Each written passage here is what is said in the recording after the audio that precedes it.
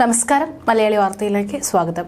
2024 ജാനുവരി 22 അയോധ്യ രാമക്ഷേത്രം ഉദ്ഘാടനത്തിന് ഒരുങ്ങുന്നതിനാൽ ക്ഷേത്രത്തിലെ പ്രാണപ്രതിഷ്ഠയ്ക്കുള്ള എല്ലാ ക്രമീകരണങ്ങളും സജ്ജീകരിച്ചുകൊണ്ടിരിക്കുകയാണ്.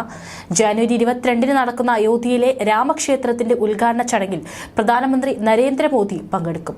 ഇപ്പോഴിതാ പ്രാണപ്രതിഷ്ഠയുമായി ബന്ധപ്പെട്ട് കേരളത്തിൽ നിന്ന് രാമക്ഷേത്രത്തിലേക്ക് ഓണവില്ല് സമർപ്പിക്കും. ശ്രീ പത്മനാഭസ്വാമി ക്ഷേത്രത്തിൽ നിന്നാണ് ഓണവില്ല് സമർപ്പിക്കുന്നത്.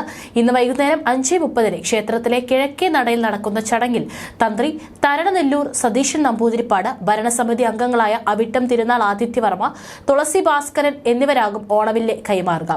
ആയിരങ്ങളുടെ നാമജപത്തോടെ നഗരപ്രദക്ഷിണത്തിന് ശേഷം എറണാകുളം പാവക്കുളം ക്ഷേത്രത്തിലേക്ക് കൊണ്ടുപോകും.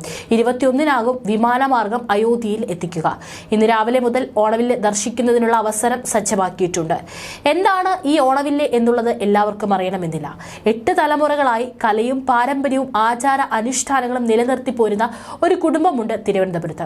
അനന്തപുരിക്കാരുടെ ഓണാഘോഷ ചടങ്ങുകൾക്ക് പൂർണ്ണത കൈവരണമെങ്കിൽ കരമനയിലെ ഈ വാണിയമൂല മൂത്താചാരി കുടുംബത്തിന്റെ ഓണവില്ല് സമർപ്പണം നടക്കണം.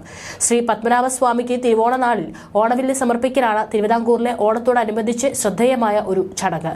ഓണക്കഥകളിലെ നാട് കാണാനെത്തുന്ന മഹാബലിക്ക് മഹാവിഷ്ണുവിന്റെ അവതാരങ്ങൾ വരച്ചു കാട്ടുന്നതാണ് ഓണവില്ല്. നൂറ്റാണ്ടുകളുടെ പഴക്കമുണ്ട് ഈ ആചാരത്തിന്.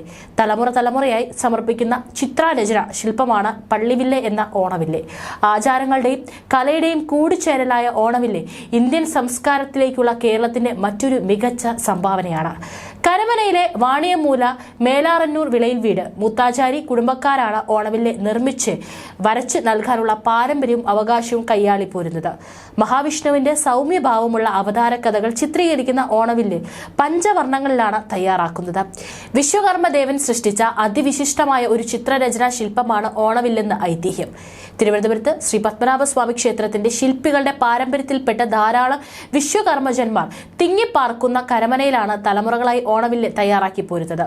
കുടുംബ പശ്ചാത്തലത്തിൽ മാത്രം തലമുറകളായി നിലനിൽക്കുന്ന ഒരു ആചാരമാണിത്. ഒരു കുടുംബത്തിൽ നിന്നും പത്മനാഭസ്വാമി ക്ഷേത്രത്തിലേക്ക് നടക്കുന്ന ഒരേ ഒരു ചടങ്ങെന്ന പ്രത്യേകതയും ഓണവില്ല് നിർമ്മാണത്തിന് പിന്നിലുണ്ട്. ഓണവില്ലിന്റെ ഐതിഹ്യം ഇപ്രകാരമാണ്. പാതാളത്തിലേക്കുള്ള യാത്രയ്ക്ക് മുൻപ് വിശ്വരൂപം കാണണമെന്ന് മഹാവിഷ്ണുവിനോട് മഹാബലി അപേക്ഷിക്കുന്നു. മഹാവിഷ്ണു വിശ്വരൂപം കാണിച്ചപ്പോൾ മഹാബലി മറ്റൊരാവശ്യം കൂടി മുന്നോട്ട് വെച്ചു. തന്നെ പരീക്ഷിക്കാനെടുത്ത വാമന അവതാരം പോലെ കാലാകാലങ്ങളിൽ ഭഗവാൻ കൈക്കൊള്ളുന്ന അവതാര ലീലകളെ പറ്റിയും അറിയണം. മഹാബലിയുടെ ഈ ആഗ്രഹം സാധിച്ചു കൊടുക്കുന്നതിനായി ദേവശില്പിയായ വിശ്വകർമ്മദേവൻ മഹാവിഷ്ണുവിന്റെ ദശാവതാരം ആദ്യം വരച്ചു കാണിക്കുന്നു.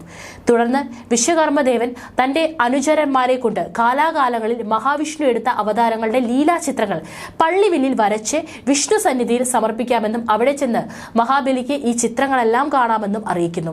ഇപ്രകാരം നടക്കുന്ന ചടങ്ങാണ് ഓണവില്ല് സമർപ്പണം. അത്തരത്തിലുള്ള ഓണവില്ലാണ് ഇപ്പോൾ പ്രാണപ്രതിഷ്ഠയുമായി ബന്ധപ്പെട്ട് കേരളത്തിൽ നിന്ന് രാമക്ഷേത്രത്തിലേക്ക് സമർപ്പിക്കുന്നത്.